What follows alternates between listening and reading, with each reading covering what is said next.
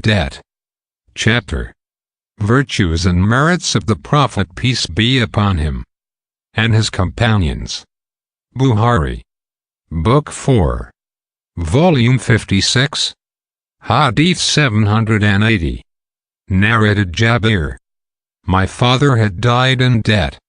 So I came to the Prophet and said, my father died leaving unpaid debts, and I have nothing except the yield of his date palms, and their yield for many years will not cover his debts.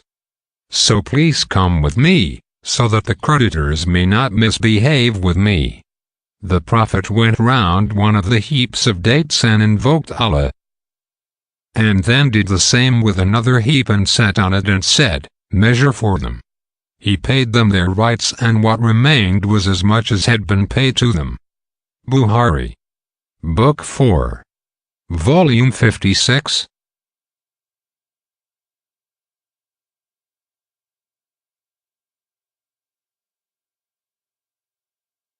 Hadith 659.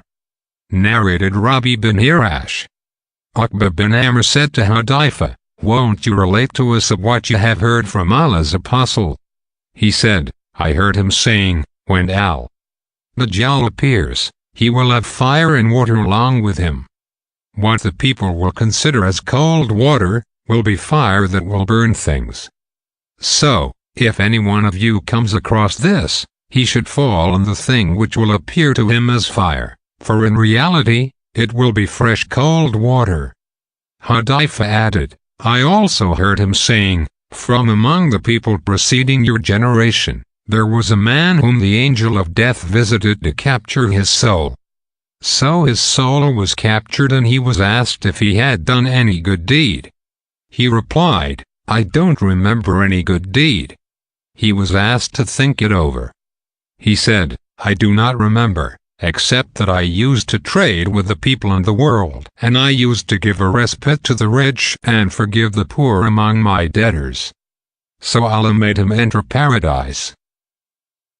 Hudayfa further said, I also heard him saying, once there was a man on his deathbed, who, losing every hope of surviving, said to his family, when I die, gather for me a large heap of wood and make a fire to burn me.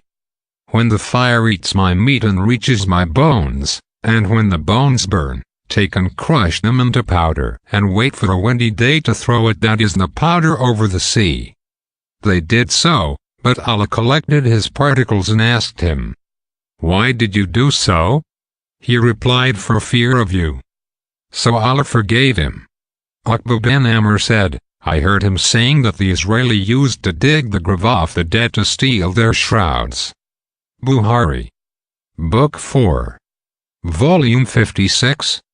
Hadith 687.